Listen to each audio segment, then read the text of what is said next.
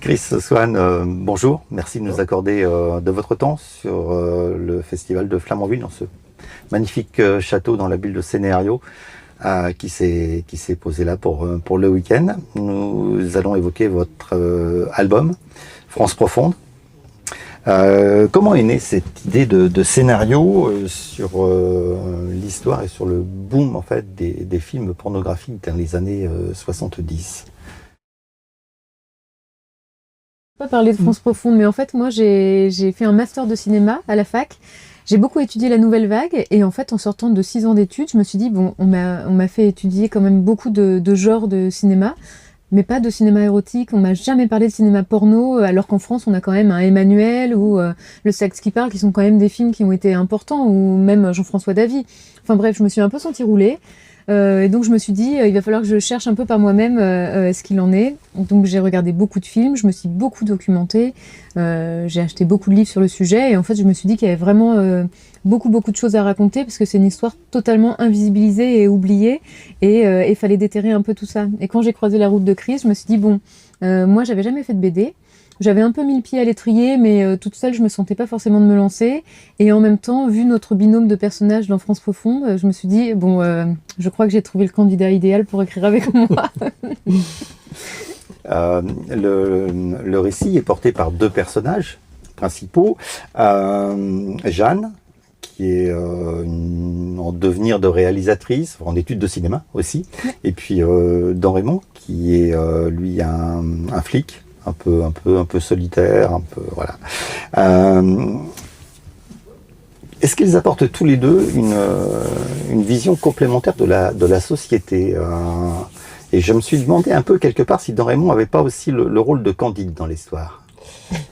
Si dans Raymond, c'est moi quand Swan commence à me parler de cet univers, qui est pourtant plus, enfin de ma génération, j'étais tout gamin dans les années 70, mais évidemment, donc pas du tournage de regarder ça, mais quand même plus proche de cette période-là.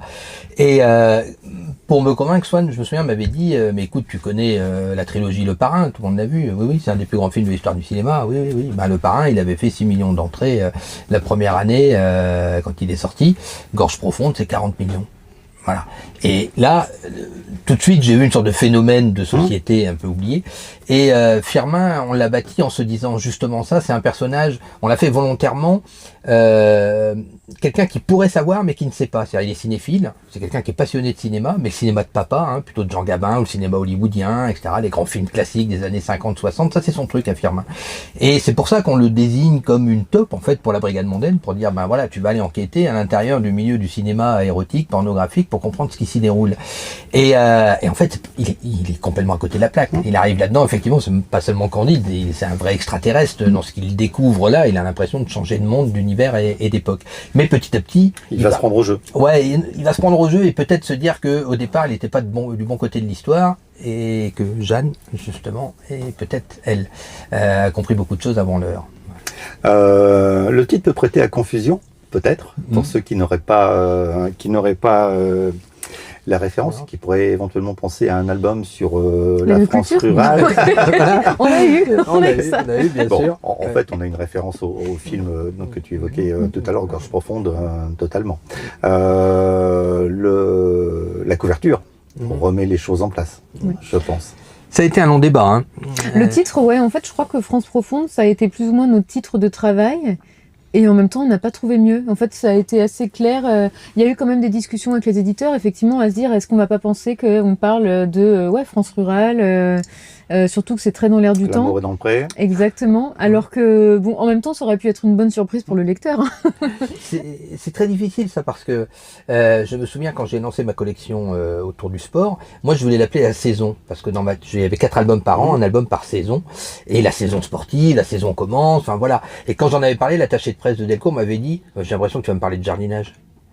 Et donc c'est là où on voit que les références, alors jamais j'aurais pensé, en évoquant la saison, à quelque chose ce qui en même temps est évident pourtant, le jardinage. Donc France Profonde, pour plein de gens, effectivement, ça pourrait être un album documentaire, mais ça l'est aussi. Sociétal. Oui, sur peut-être la France rurale et tout ça, mais justement le cinéma pornographique à l'époque était présent dans tous les cinémas de province, jusqu'au dernier petit bled. C'est même souvent ça qui a maintenu les cinémas en vie pendant encore quelques années, face à la télévision.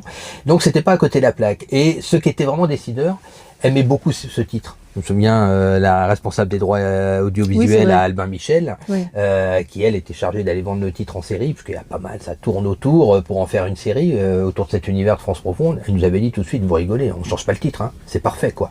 Donc voilà, mais notre éditrice principale, elle était un peu hésitante. Ouais, un peu hésitante. Non, mais c'est pour ça qu'il a fallu tout donner aussi sur la couverture, où il fallait qu'il y ait des petites culottes par terre, une caméra, un fauteuil façon Emmanuel, pour que les choses soient très claires, qu'on n'allait pas parler effectivement de France rurale, quoi. Ouais, oui.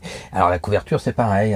J'ai des petits regrets sur certains trucs. On voulait s'inspirer du clip de Gainsbourg, Comic Strip, pour faire comprendre aussi avec les bulles, etc.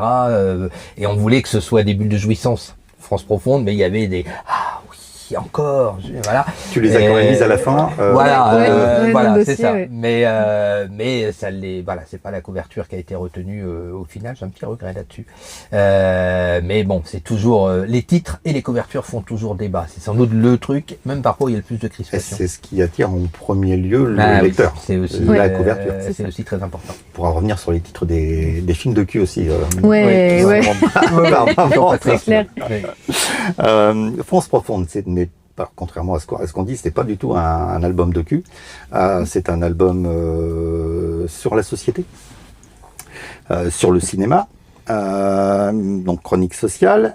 Mais comment parvient-on à mettre en évidence la position et la liberté de la femme dans ce cinéma où le masculin domine?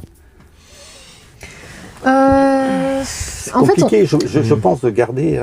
En fait, on est parti d'un exemple très concret qui était dans le cinéma de Jean-François Davy, et c'est un peu par là que je t'ai fait découvrir ce cinéma-là aussi, dans Exhibition notamment, où sa vedette s'appelle Claudine Beccari, et en fait, effectivement, au premier abord, on peut très vite croire, et en fait, c'est l'image que donne le porno d'aujourd'hui, que la femme est totalement assujettie, et qu'elle est vraiment, je dirais pas secondaire, parce que quelque part, c'est le personnage principal, mais en même temps, elle est totalement soumise, donc c'est assez contradictoire, alors que dans les années 70, la femme, effectivement, elle n'était toujours pas derrière la caméra. C'est pour ça que Jeanne, on a voulu lui faire prendre cette place-là. Mais c'était une femme forte quand même. Il y avait une volonté de faire ce métier-là, de faire de la pornographie. Et c'était un cri de liberté. On a rencontré beaucoup d'actrices de ces années-là, notamment Brigitte Lahaie, qui disait que elle, c'était vraiment un cri de liberté, quoi. Il y avait pas de... C'était pas un travail par défaut comme ça peut l'être aujourd'hui, et en fait c'était être une femme forte quelque part que de faire de la pornographie. Je généralise pas ici, mais en tout cas il y en avait encore. Et donc pour moi en fait ça allait ensemble. Et quand on parle de féminisme par exemple, moi je suis très militante là-dessus. Le féminisme, c'est quand même la liberté du corps. La liberté du corps, elle peut passer par la mise en scène de son corps et donc par la pornographie. Et pour moi, c'est pas anti-féministe que d'être pornographe ou d'être actrice porno, quoi. Avec énormément de différences par rapport à aujourd'hui. C'est très difficile de se remettre dans certains contextes de l'époque. Quand on discutait avec Brigitte Lahaie, par exemple, elle nous avait bien dit, vous savez, à l'époque, il n'y a pas encore, même pas de VHS. Donc, quelqu'un qui vous verrait dans un film pornographique, c'est qu'il est allé le voir dans un cinéma. Donc déjà, ça restreint quand même beaucoup le public potentiel, et le public qui vous reconnaîtrait en soirée, il peut pas être hypocrite. S'il vous reconnaît, c'est qu'il vous a vu. Et elle le racontait, à un moment, elle était la compagne d'un personnage assez connu dans le milieu politique ou autre. Personne ne savait qui c'était, elle, Brigitte Lahaie, à ce moment-là. Et quand on lui demandait à chaque fois ce qu'elle faisait, elle répondait le plus simplement du monde, « Ah, moi, je suis actrice porno. » Alors, à chaque fois, boum, il y avait un blanc, voilà. Mais en fait, personne ne savait. Et c'est après coup, elle le raconte, elle a aussi des amis. Elle a toujours assumé, publiquement et familialement et tout ça. Certaines amies, non, mais n'auraient jamais imaginé se retrouver encore 50 ans plus tard, sur Internet, par exemple, partout. Et ça, voilà, quand la vidéo est arrivée, et c'est vraiment la vidéo qui siffle la fin de ce cinéma-là, en grande partie, ça va effectivement entraîner des conséquences bien plus importantes pour les femmes. Mais c'est vrai que sans généraliser, on sait qu'autour de Gorge Profonde, Dieu sait s'il y a des polémiques sur Linda Lovelace et son consentement, etc. et tout ça. Mais sur la plupart des autres films, on reste dans un milieu assez libertaire, libertin également, un peu anard, et qui aime bien.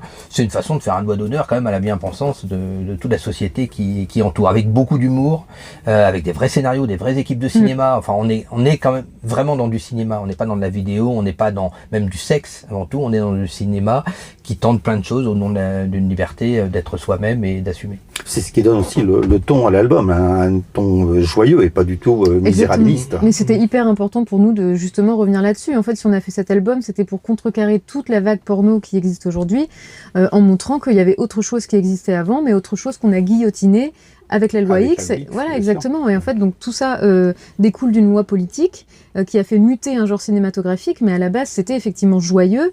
Alors, je parle pas pour tous les tournages, parce que certainement qu'il y avait quand même des particularités, mais c'était quand même joyeux, c'était beaucoup plus léger qu'aujourd'hui, et c'était du cinéma, encore une fois, c'est hyper important de le dire. Il y avait de la lumière, il y avait du son, de la musique. Quand on voit que Prévert et Gainsbourg ont fait de la musique pour je sais plus quel film porno ou érotique à l'époque, en tout cas, ça, aujourd'hui, ça n'existe plus, en fait. Donc la loi X, c'est 75-76 à peu près, dans les années Enfin, Giscard. Ouais, c'est les derniers jours de 75, mais appliqués en 76. Donc en fait, l'âge d'or, ce que vous qualifiez d'âge d'or de l'érotisme pornographique, ça a duré très peu de temps. Ah ouais. C'est Très, très peu de temps, oui. trois ans. Où on a eu une explosion, en fait, de production. Ouais. Ah, c'est les chiffres, on peut les donner, hein, on les a à peu près en tête. 72, donc c'est la sortie de Gorge Profonde aux États-Unis.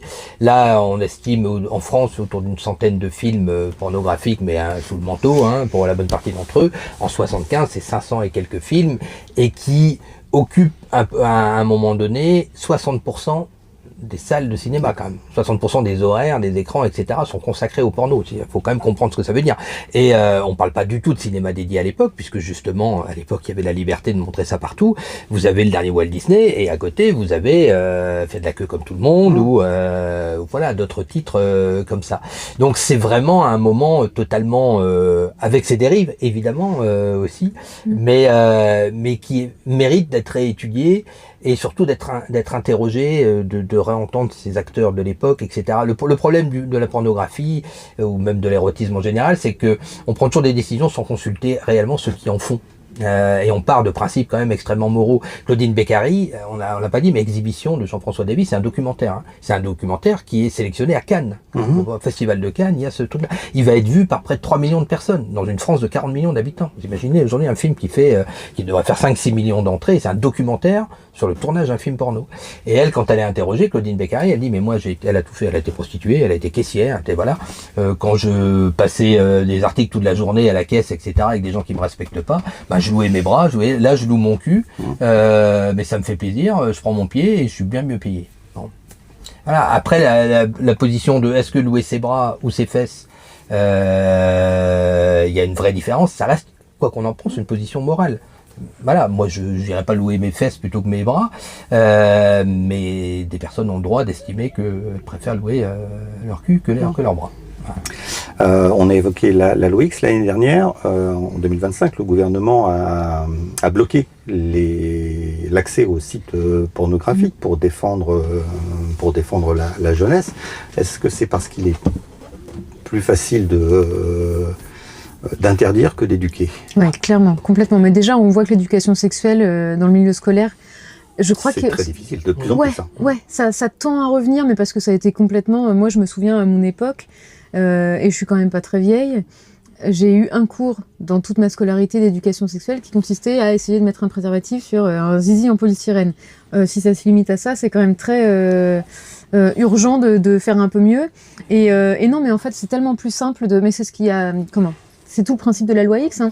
C'est beaucoup plus simple de censurer que de guider, que d'accompagner. En fait, on a viré ce cinéma-là du circuit cinématographique.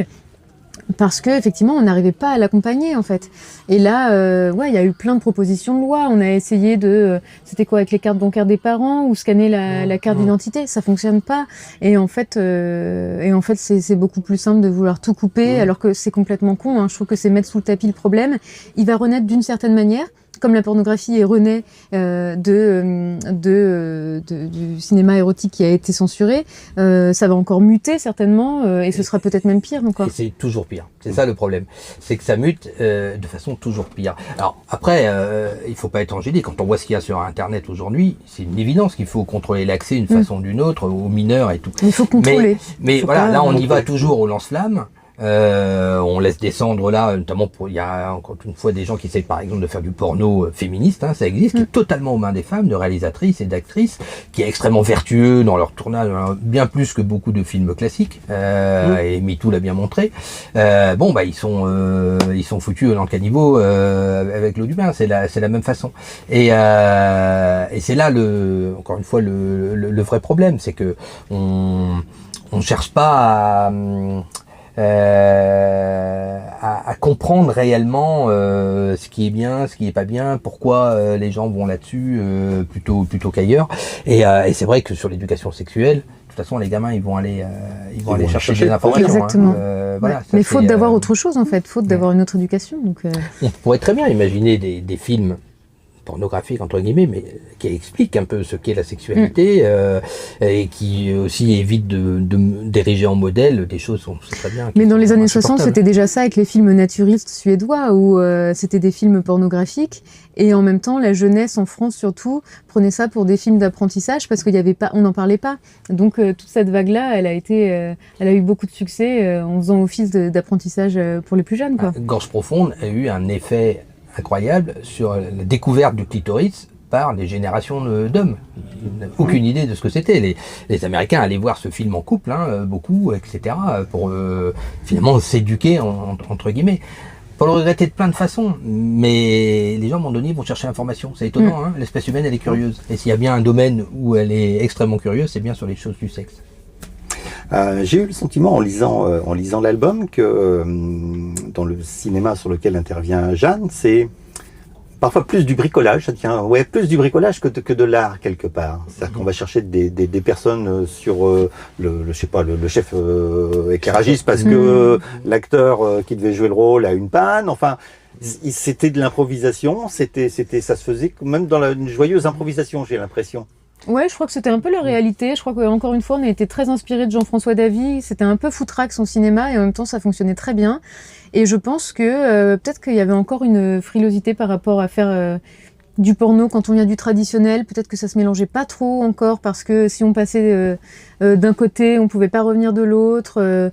Donc, en fait, ça échappait peut-être un petit peu encore au cinéma.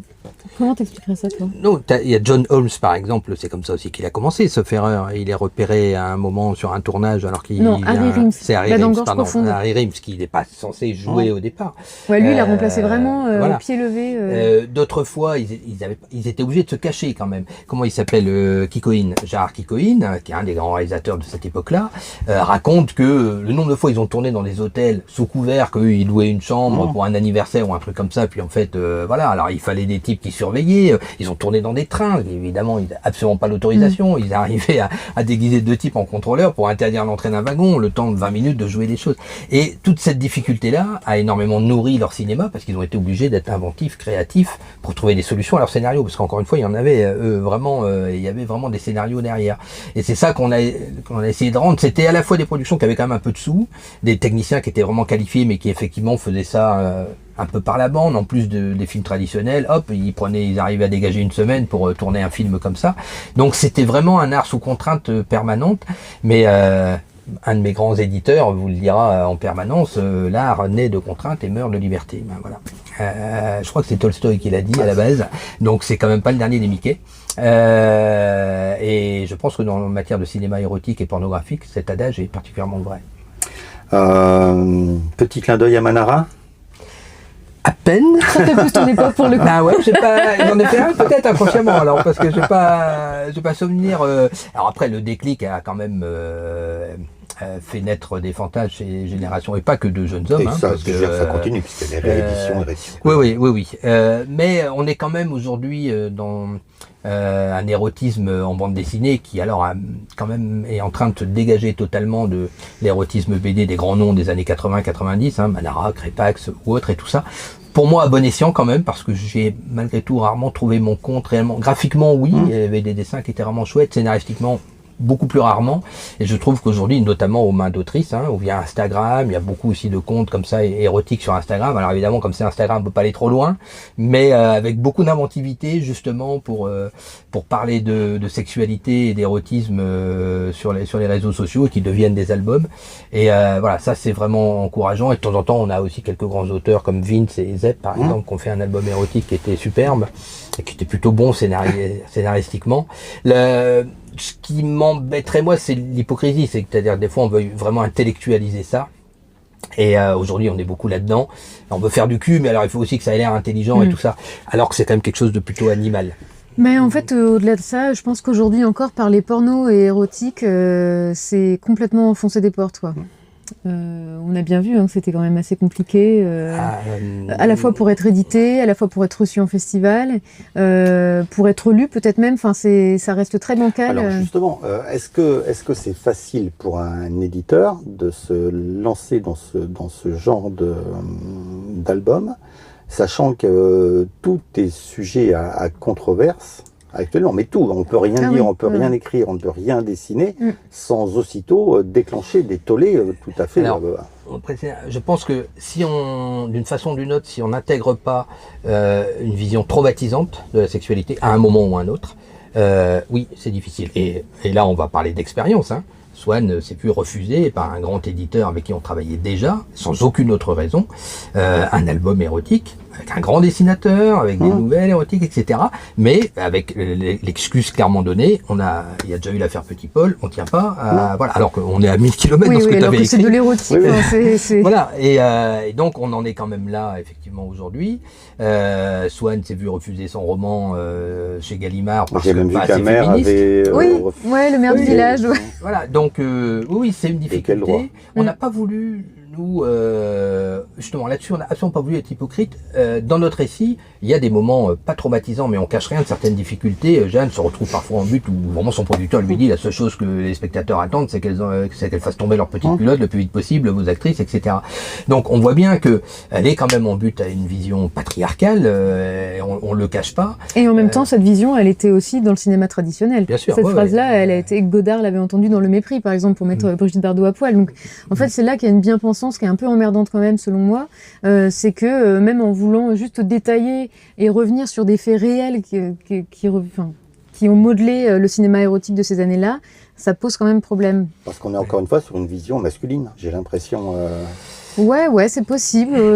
Ça, je ne sais pas, mais non, je pense qu'on en a peur désormais. En fait, vu les dérives, qui sont réelles, malheureusement, MeToo nous le montre chaque jour, et c'est terrible d'ailleurs.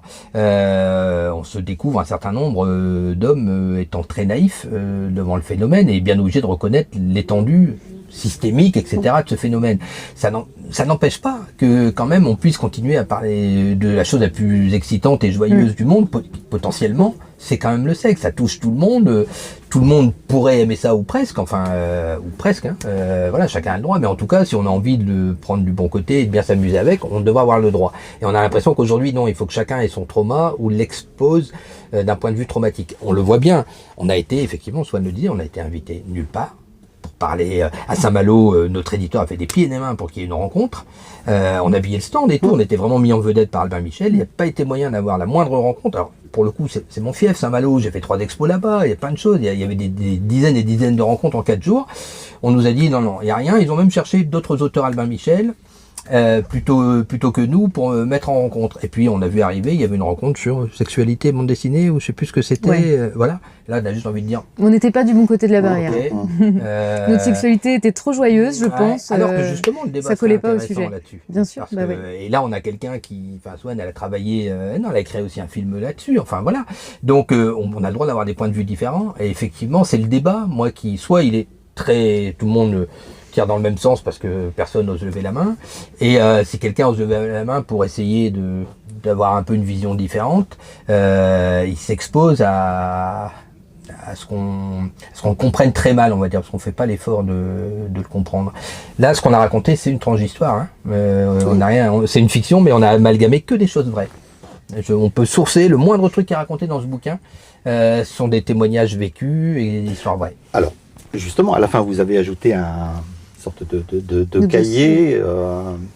Et il y a notamment une interview d'Olympe de G. Donc moi, obligatoirement, j'ai pensé à Olympe de Gouges. Je ne sais pas si je dois faire le lien, mais effectivement, ça se rapproche étrangement. Est-ce qu'elle a inspiré un peu le personnage de Jeanne? Parce que dans son interview, j'ai l'impression de la retrouver. Ouais. Ah oui, mais Olympe de G, moi, je crois que j'ai découvert la pornographie actuelle via son cinéma à elle. Et encore une fois, par le cinéma fait, de femmes. Voilà, cinéma de femmes, cinéma tout court, hein. Cinéma porno, aujourd'hui, il n'y en a pas beaucoup, hein, hormis ouais, alors disons que Gaspard Noé en fait, c'est le seul à avoir accès plus ou moins au cinéma d'ailleurs. Est-ce que c'est parce que c'est un homme? Je ne sais pas, mais en tout cas, moi, Olympe de G, je la trouve brillante. Il suffit de voir ses courts-métrages, enfin, il y a de la lumière, il y a de la musique, et encore une fois, moi, je suis hyper sensible à ça. Et c'est bandant, hein, il faut le dire, et c'est beau. Elle arrive à tout mettre dans un film. Elle arrive à rendre la chose excitante et belle et appréciable. Enfin, et oui, elle est hyper badass. Et je pense que de toute façon, pour être une femme aujourd'hui et pour faire de la pornographie en tant que réalisatrice, faut être un peu Jeanne, faut être un peu badass, sinon le film n'existe pas. Et je crois qu'on passe même pas le cap du scénario. Enfin, monter des financements, le faire produire, le faire diffuser. Je pense que c'est une baston en fait. Ce qui est étonnant, c'est qu'il n'y a presque plus que des femmes qui font vraiment le cinéma, hein, on parle de cinéma pornographique aujourd'hui, et qui donc justement sont manettes. Et c'est au moment où ces femmes arrivent aux manettes avec des scénarios et avec des chartes de tournage et de mise en scène, etc., extrêmement vertueuses et très féministes et très radicales aussi. C'est là où les moyens tombent définitivement. Enfin, Canal+, qui finançait encore notamment les films d'Anouchka, par exemple. Anouchka a annoncé qu'elle arrêtait parce que bon, on lui donnait plus les moyens de continuer à faire ce cinéma-là. Nous, c'est un film d'Anouchka qu'on a pu aller voir au cinéma. C'était peut-être la première fois qu'on a pu voir un film porno au cinéma, dans des conditions voilà, comme il y avait eu à l'époque. Et c'est vrai que on a le droit de le regretter, en tout cas. Et ceux que ça n'intéresserait pas, eh bien c'est leur droit le plus cher. Mais laisser ceux qui ont envie d'avoir une sexualité plus joyeuse, on va dire, et collective, tout ça, l'avoir. Je crois que c'est le terme qu'il faut garder, sexualité joyeuse. Ouais, parce que ça existe encore, heureusement. D'autres projets pour les mois qui arrivent, peut-être, des sorties prévues? Oui. Qui commence? Allez, vas-y. Ensemble, hein, on a déjà re-signé, je vais parler des projets ensemble, tu parleras des tiens du coup. On a re-signé pour 2 albums ensemble, qui vont peut-être faire plaisir à ceux à qui France Profonde a fait plaisir, puisque l'un de ces albums paraîtra chez Sarbacane, avec une jeune dessinatrice au dessin qui s'appelle Laura Carpentier, et raconte l'histoire vraie du premier film érotique tourné en 1896, s'appelle le coucher de la mariée, et qui est réalisé par un type qui s'appelle Albert Kirchner et dont le pseudonyme était Léard. Et cet homme, quelques mois plus tard, va également tourner le premier film catholique de l'histoire du cinéma qui s'appelle La Passion. Et on s'est posé la question, de qui pouvait être ce type capable de tourner le premier érotique, mais aussi le premier catholique de l'histoire, et surtout des actrices avec qui il a tourné, notamment Louise Willy, qui était une comédienne. Les comédiennes à l'époque et prostituées, c'est dans l'esprit des gens, c'est vraiment très proche, parfois malheureusement dans les faits aussi. Et on sait que ces films-là ont été très vite des films de bordel, tournés avec des prostituées, destinés à être projetés dans des bordels, et on s'est posé la question si, parce que tous ces films ont disparu, et surtout beaucoup, et surtout les équipes techniques sont pas créditées du tout, enfin il y a personne au générique évidemment. S'il n'y avait pas des femmes, comme Jeanne, à la manette, derrière la caméra. Et donc ça s'appelle Cubéni. Et ça sortira chez Sarbacane. On part pour 160 pages et là on est encore au tout début, donc voilà. Et on a un air libre aussi à apparaître avec David François au dessin et qui s'intéresse à l'histoire vraie des prostituées anglaises en 1789 envoyées en Australie pour servir de ventre aux bagnards, et qui vont transformer un bateau en bordel ambulant. Ça s'appelle Le Bordel des Mers, un livre vraiment sorti, mais on s'est inspiré de cette histoire vraie là et on l'a mélangé avec une autre histoire vraie qui se déroule la même année, qui est celle de la mutinerie du Bounty. Et on a imaginé si ces femmes s'étaient mutinées. C'était sur le Bounty. Voilà, ça s'appellera Les Fiancés du Voyage. Voilà, Fiancés ES. Ouais. Et toi? Et moi, pour rester dans la thématique, mon prochain album, c'est en janvier prochain chez Air Libre aussi, avec Vincent Bailly au dessin. Ça s'appelle Ainsi soit-elle, et c'est sur la grande grève des prostituées de Lyon en 75. Donc on reste dans la même époque aussi. Et puis, j'en ai un qui sort au printemps prochain avec Valérie Vernet chez Futuropolis, qui s'appellera La faute à la vie.